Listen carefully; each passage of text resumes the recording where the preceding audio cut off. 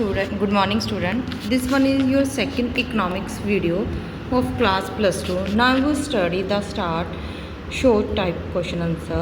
Explain the scope of microeconomics. First question है बेटा macro economics का जो मैक्रो है हमारी लार्ज लेवल पे ऑल ऑफ लेवल पे उस इकोनॉमिक्स का स्कोप कहाँ पे है. द थ्योरी ऑफ फर्स्ट है थ्योरी ऑफ नेशनल इनकम. इसमें हम नेशनल इनकम के बारे में स्टडी करते हैं. एक देश की कितनी इनकम है एक साल के अंदर, ठीक है, मतलब देश में रह रहे लोगों की कितनी इनकम है. एन नेशनल NNP क्या काउंट करते हैं NNP net national income production.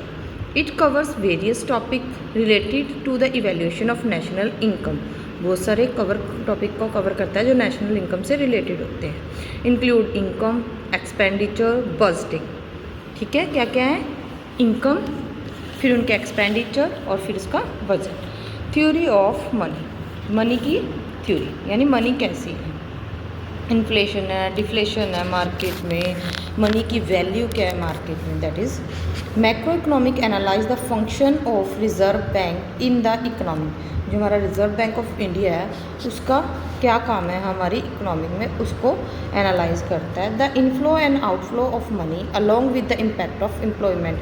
बेटा जैसे जितना ज़्यादा इनफ्लो होगा मनी का और जितना कम इनफ्लो आउटफ्लो होगा मनी का उतनी एम्प्लॉयमेंट ज़्यादा अच्छी होगी. Theory of international trade. हमारे देश का दूसरे देशों के साथ कैसा बिजनेस है, that is international trade. It is the field of study that analyzing upon the export and import of the goods service. In brief, it determines the impact of cross-border trade and duty charge on the economic. इसमें हम किस चीज़ के बारे में करते हैं study, sports goods and services की export और इंपोर्ट. एक्सपोर्ट होता है जब हम दूसरे देशों से सामान को बेचते हैं, दूसरे देशों को सामान को बेचते हैं, और इंपोर्ट होता है जब दूसरे देशों से सामान मंगवाते हैं. यानी क्रॉस बॉर्डर अपने देश की कंट्री के अलावा दूसरे देशों के साथ जो हम चीज़ खरीदते बेचते हैं उस पर जो टैक्सेस लगते हैं उसके बारे में स्टडी करते हैं. Theory of employment. This term stream of macroeconomics help in figure out the level of unemployment and prevailing employment condition in the country. एक देश में उस देश के लोगों द्वारा जो उनको एम्प्लॉयमेंट मिलता है, रोज़गार मिलता है, वो किस तरह का रोज़गार है, ठीक है, वहाँ पे के वो फुल एम्प्लॉयमेंट है, हिडन अनएम्प्लॉयमेंट है, वो सब स्टडी किया था. Also to know how its impact supply, demand, saving, consumption, expenditure and behaviour. फिर इसके बाद इसके बारे में स्टडी किया जाता है उनके ना एम्प्लॉयमेंट का कैसे इफ़ेक्ट पड़ता है, किन चीज़ों पे, डिमांड पे, सप्लाई पे, कंजप्शन पे, एक्सपेंडिचर पे. बेटा देखो अगर आपके घर में सारे ही वर्किंग है, सबकी सैलरी अच्छी है, तो आपको किसी को भी किसी की अपनी नीड के लिए, अपनी इवन की इच्छाओं के लिए, है ना, शौक़ के लिए एक दूसरे की साइड देखना नहीं पड़ता. वो अपना अच्छे से शौक़ और नीड पूरी करते हैं, फुल एम्प्लॉयमेंट है. अगर कह दे फैमिली में 1 कमाने वाला, बाकी सारे उस पर डिपेंड है, तो सबको सोच के ही चलना पड़ता है. वो अपनी एम्प्लॉयमेंट नीडी चीज़ों को पूरा करते हैं, इच्छाओं को नहीं. ठीक है जी. Theory of general price level. Price कैसा है हमारे देश में, हाई होता जा रहा है, डिक्रीज होता है. The most importance of all is the analyse of products price and how these price level function because of inflation और डिफ्लेशन. मार्केट में इन्फ्लेशन और डिफ्लेशन के कारण बेटा बस चीज़ों की प्राइस बढ़ती जाती है. इन्फ्लेशन होता है प्राइस को इंक्रीज और डिफ्लेशन डाउन. जब बेटा आप कह रहे हैं आजकल महंगाई बढ़ती जा रही है, महंगाई बढ़ना यानी प्राइस का बढ़ते रहना. Theory of economic development. It is the concern with per capita income of any nation. Per capita income यानी एक देश के एक साल में एक इंसान द्वारा कितनी इनकम कमाई जाती है. ये एग्रीगेट होता है बेटा, एक्चुअली नहीं होता, हम मान लेते हैं, पर सबकी इनकम किसी की ज़्यादा किसी की कम भी हो सकती है. That next question is economic is a science and art. It is also called the economics nature. इस क्वेश्चन को क्या बोलते हैं, इकोनॉमिक है और नेचर भी है. सबसे पहले हम क्वेश्चन में स्टडी करेंगे साइंस क्या होती है और आर्ट क्या होती है. बेटा सब साइंस क्या है पहले जानने से पहले, इकोनॉमिक्स साइंस है या नहीं, इकोनॉमिक्स आर्ट है या नहीं, सबसे पहले मैंने आपको नोटबुक्स पे भी ऑलरेडी इसका बड़े अच्छे तरीके से आंसर बना के लिखवाया हुआ है. ठीक है, इसमें साइंस क्या होती है, relation with causes and effect, किसी कारण के कारण उसका क्या रिजल्ट निकलता है, दैट इज साइंस। ठीक है, एक सिस्टमेटिक ऑर्डर में, एक सिस्टमेटिक ऑर्डर में। अब देखते हैं, science is analyse, science is systematic study of knowledge and fact which develop the correlation between causes and effect. बेटा वही है, सिस्टमेटिक तरीके में किसी चीज़ की नॉलेज होना और उसमें कारण और रिलेशन में, कारण और परिणाम में रिलेशन स्थापित करना। Economics is also systematic study of knowledge and fact. Economics क्या है, सिस्टमेटिक नॉलेज है। All the theory and fact related with both micro and macro economics are systematically, जो माइक्रो एंड मैक्रो दोनों की थ्योरी है वो बिल्कुल सिस्टमेटिकली है। कलेक्टिव, क्लासिफाइड, एनालाइज, सबको कलेक्टिव किया जाता है, क्लासिफाइड किया जाता है, एंड में उनका रिजल्ट भी निकाला जाता है। सो हम कह सकते हैं economics is also science but it is not a rocket science. आपने ये लाइन भी ऐड करनी है, इकोनॉमिक्स साइंस है बट एक रॉकेट साइंस नहीं है या प्योर साइंस नहीं है। इकोनॉमिक्स इज है ना, क्यों नहीं है, because it have not hard and fast rule just like a pure science. इसके हार्ड एंड फास्ट रूल नहीं है साइंस की तरह। जैसे साइंस में रूल होता है H2O, हाइड्रोजन के 2 मॉलिक्यूल और ऑक्सीजन का 1 मॉलिक्यूल मिलकर पानी बनाएंगे, बट इकोनॉमिक्स में हर जगह ये रूल अप्लाई नहीं होता। ठीक है जी, economics is an art. Art क्या है, सबसे पहले इसमें आपको जानना होगा आर्ट है क्या है। किसी भी काम के करने के तरीक़े को ढंग से, जब कोई काम ढंग से बड़े तरीके से किया था ना, तो इसमें कला है, इस इंसान में इस काम को करने की कला है, दैट इज़ आर्ट। ठीक है जी, और उस काम में जैसे जैसे करते जाओगे परफेक्ट हो जाओगे। Art is the practical application of knowledge for achieving particular goals. Science, ठीक है, science given principle of any discipline however all terms and all this principle into related. कहता है आर्ट किसी भी काम को जैसे जैसे आप करते हो तो आपको जो गोल है उसको अचीव करने का तरीका मिल जाता है, आपकी उसकी परफेक्शन हो जाती है। Science give principle of and discipline however, science हमें सिद्धांत देता है किसी काम को करने के। Art turn all this principle into reality, art क्या करती है, उन प्रिंसिपल को एक्चुअली में अप्लाई करती है। साइंस प्रिंसिपल देती है और आर्ट अप्लाई करती है। Economic given guidance to solution of all the economic problem, economic हमें क्या देती है, गाइडेंस देती है सभी प्रॉब्लम की सोल्यूशन की। So it is considered an art. हाँ, इकोनॉमिक्स आर्ट भी है। इकोनॉमिक्स क्या है, yes economics is an art. End में अपना कंक्लूजन लिखना है, economics and science are both, है ना। इकोनॉमिक क्या है, economic is the both science and art. It is just like a coin, one side is science and other side is art, you can not separate it. कहता है एक सिक्के की तरह है जिसका एक साइड साइंस है और दूसरी साइड आर्ट है, जिसे आप अलग नहीं कर सकते।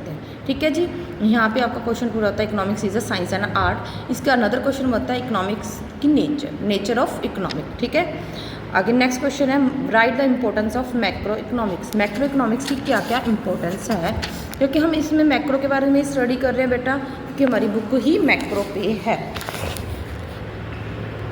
Help to understand modern economic system, modern economic system को समझने में हेल्प करता है। It describe how the economic as a whole function and how the level of national income and employment it determine on the basic of aggregate demand and supply.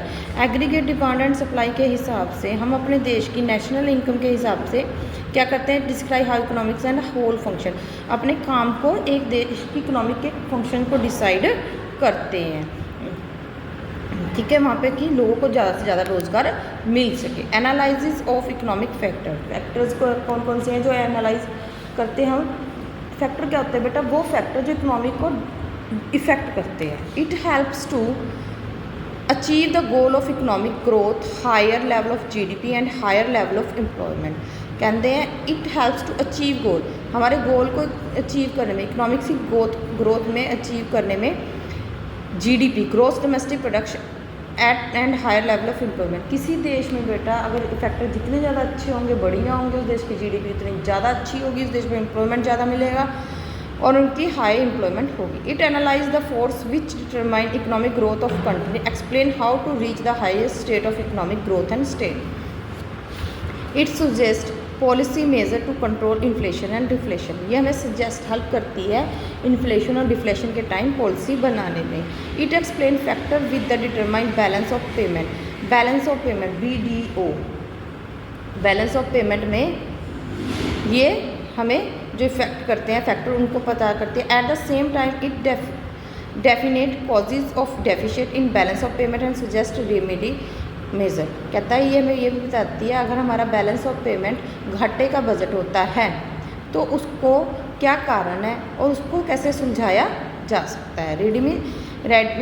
रेमीडीज ਹੁੰਦੀ है बेटा किसी चीज़ ਨੂੰ सही करने के तरीके। It helps to solve the economic problem like poverty unemployment business cycle. ये सभी प्रॉब्लम को सॉल्व करने में हेल्प करती है। Etcetera whose solution is possible at macro level is that at level of whole economic. कहता है इनका सोल्यूशन मैक्रो लेवल पे ही किया जा सकता है, माइक्रो पे नहीं। Explain the various type of economic system. Economic system कितने तरह का होता है देखो जी, आपने पहले भी पढ़ा होगा 10th तक। हम शुरू से करते रहे, 3rd to 4th से स्टार्ट होते हैं। Capital economics, socialistic economic and mixed economic. Capital economics वो इकोनॉमिक होती है जहाँ पे सारे प्राइवेट सेक्टर काम करते हैं, यहाँ पे गवर्नमेंट का कोई भी रोल नहीं होता। यहाँ डिमांड और सप्लाई जहाँ पे आपस में कट ऑफ होते हैं वहाँ पे प्राइस किसी चीज़ का डिसाइड किया जाता है। No interference of public sector, यानी गवर्नमेंट का कोई इन्फ्लुएंस, सारे प्राइवेट सेक्टर होता है। Socialistic economic private capital economic का एग्जांपल है आपकी अमेरिका, कनाडा, यूके की सारी जो है इकोनॉमिक कैपिटल इकोनॉमिक है। नेक्स्ट है सोशलिस्टिक इकोनॉमिक। सोशलिस्टिक इकोनॉमिक यहाँ पे सिर्फ गवर्नमेंट ही काम करती है, यहाँ गवर्नमेंट ही हर चीज़ का प्राइस डिसाइड करती है। इवन कि गवर्नमेंट आपकी ही लैंड पे गवर्नमेंट आपको बताएगी कौन सी चीज़ की कितनी प्रोडक्शन करनी है। यहाँ पे कोई भी पब्लिक सेक्टर अपनी मर्जी से डिसाइड नहीं कर सकता। ठीक है जी। China is the socialistic economic. Mixed economics, mixed economic यहाँ पे प्राइवेट और गवर्नमेंट दोनों सेक्टर मिलकर काम करते हैं। कई बार गवर्नमेंट प्राइस डिसाइड करती है, कई बार किसी चीज़ों के प्राइस प्राइवेट सेक्टर पे छोड़ दिए जाते हैं, वो डिसाइड करते हैं। बेटा हमारे जो कंट्री है इंडिया की इकोनॉमिक मिक्स्ड इकोनॉमिक है। यहाँ पे आपको देखते हैं प्राइवेट स्कूल्स भी हैं, गवर्नमेंट स्कूल्स भी हैं। प्राइवेट स्कूल्स ने भी अपनी फ़ीस अपने हिसाब से डिसाइड किया, बट उसमें गवर्नमेंट का इंटरफेरेंस है। उन्होंने एक लिमिट डिसाइड की हुई है, एक रूल रेगुलेशन, उनकी फ़ाइन, एक फ़ीस डिसाइड की हुई है, वो गवर्नमेंट उनसे लेती है। Every child on every child, every facility, her facility पे हर चाइल्ड उस चीज़ पे लेती है जिसके हिसाब से प्राइवेट स्कूल्स अपनी फ़ीस को डिसाइड करते हैं। ठीक है जी। ये थी आपकी 3 तरह की economics. Now your first chapter complete. इसमें लॉन्ग क्वेश्चन भी बन जाएंगे। Explain the difference between micro and macro economics, already मैं पहले करवा चुकी हूँ। ठीक है जी। Interdependence macro and micro economics, आपस में जो एक दूसरे की डिपेंडेंस है, ये क्वेश्चन देख लो। Micro depends on macro economics, micro है जो मैक्रो पे कैसे डिपेंड होता है। Macro economics matter deeply depend upon the macro economic activity, macro पे डिपेंड करता है। For example price, rate of interest, rate of profit, wage etcetera, all are the known as micro economics topic. ये सर micro economics topic है, but all they depend upon the macro behaviour, ये macro behaviour पे depend करते हैं। Price, rate of interest, wage and determined by their demand and supply in the country, not by individual demand and supply. किसी ये बेटा इनकी जो price और वेजेज है, रेट है इंटरेस्ट का, वो कैसे डिसाइड होता है? एक देश में लोगों द्वारा जितनी डिमांड की जाएगी उसके हिसाब से और उसकी सप्लाई के हिसाब से। एक इंसान के इस पर कोई रोल नहीं है। अगर कहता है एक इंसान कहता है मैं इतने दूंगा इतने लूँगा, तो उसको कहते हैं डिसाइड हो, और बहुत सारी दुनिया है। Same way profit of the firm depend upon the nature of the market, aggregate demand, national income and general price level in the economic. Aggregate demand, price level, national income, employment etcetera. ठीक है जी। Demand, एक इंसान कहता मैं नहीं लेता, अगला कहता तू नहीं लेगा, दुनिया लेगी इस प्राइस पे। ठीक है जी। बहुत सारे हैं, तो इस हिसाब से जो माइक्रो है वो मैक्रो पे डिपेंड है। Are deeply affected by macro economic fluctuation, thus change in micro economics indicator bring the change in micro economic activity. जैसे ही मैक्रो इकोनॉमिक्स में चेंज होता है तो माइक्रो इकोनॉमिक्स में चेंज हो ही जाता है। नेक्स्ट है macro depend on microeconomics. Macroeconomics is overall study of microeconomic unit. For example, employment of country in the sum of all individual employment in different sector. कहता है जो टोटल ऑफ एम्प्लॉयमेंट है वो अलग अलग सेक्टरों में जो लोग काम कर रहे हैं उसका टोटल है। National income, national output is the sum of income and output of thousands of person and firm. ये नेशनल इनकम है, आउटपुट है, हमारे जो अलग अलग जगह पे लोग काम कर रहे हैं उनकी जो इनकम है उसके टोटल है। Price level show the average price which comes through the appropriate calculation of price all transaction commodity in the country is a physical year. Same way many theories of macro economics are derived from the micro economic theory. For example, total consumption function and total investment function are based on behavior of individual consumer and firm respectively. Thus, as a conclusion, it can be said that study of macroeconomic come throughout the micro analysis. हम ये कह सकते हैं कि macro economic का जो analyse निकालते हैं वो माइक्रो से ही निकालते हैं. Now your first chapter is complete. All syllabus and all question इस टाइप के आ सकते हैं बेटा. नेक्स्ट चैप्टर नेक्स्ट वीडियो में करेंगे. ओके.